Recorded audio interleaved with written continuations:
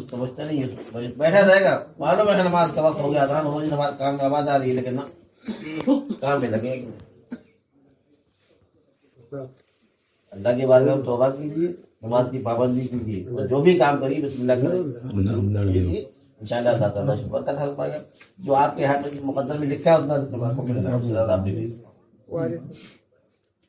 لیکن سب سے پہلے بندے کو اس کی فرائض و واجبات کی ادائیگی ضروری ہے، اس کی حکم کی ادائیگی ضروری ہے۔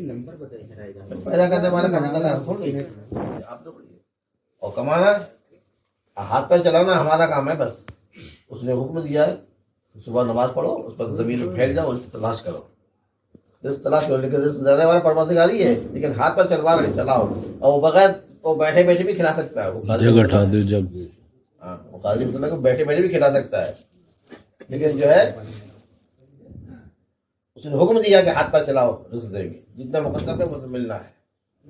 لیکن سیکھا ہے جو اس نے عبادت ہم پر فرض کی ہے اس کو پہلے پتہ کیا، اس کے بعد دوسرا کام کریں گے۔ اب کہتے ہیں کہ جب یہ صرف عبادت کے لیے پیدا کیا، عبادت مطلب کیا ہے کہ سب 24 گھنٹے عبادت کرتے ہیں، نماز پڑھتے رہے، نماز 5 وقت دیا، 5 وقت کی نماز پڑھیے، اور نماز پڑھنے کے بعد اللہ اس کے رسول کے بتائے ہوئے راستے پر چلیں گے ہم، تو وہ چلنا بھی ہمارا عبادت میں شامل ہوگا۔ اس کے بتائے ہوئے حکم کے مطابق ہم تجارت کریں گے، وہ تجارت بھی ہماری عبادت میں شامل ہوگی۔ یعنی اپنی اولاد کی رزق سے حلال کمانا یہ بھی عبادت ہے، رزق حلال کمانا یہ بھی عبادت ہے۔ کوشش کیجیے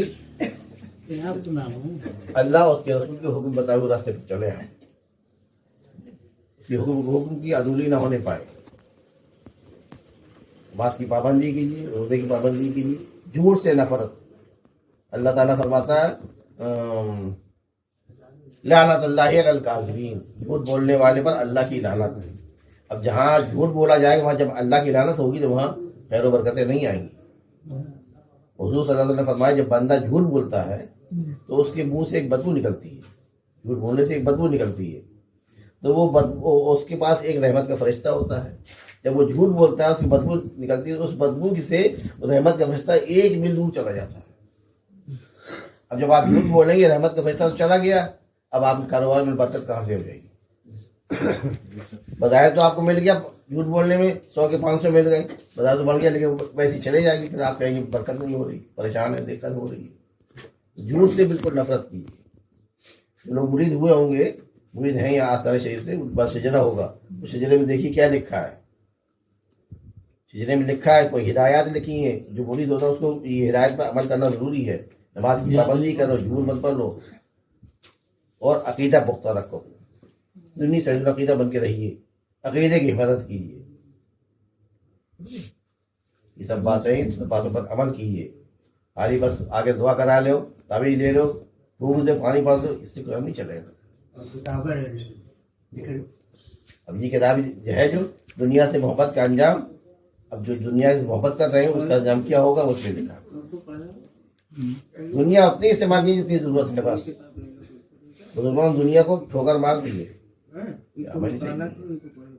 دعا یہی اللہ تعالیٰ ہمیں اور آپ سب کو اللہ اور اس کے رسول کے بتائے راستے پر عمل کرنے کی توفیق عطا فرمائے، ایک انہیں بنائے، تمام گناہوں سے محفوظ رکھے، فرائض و واجبات کی ادائیگی کی توفیق عطا فرمائے۔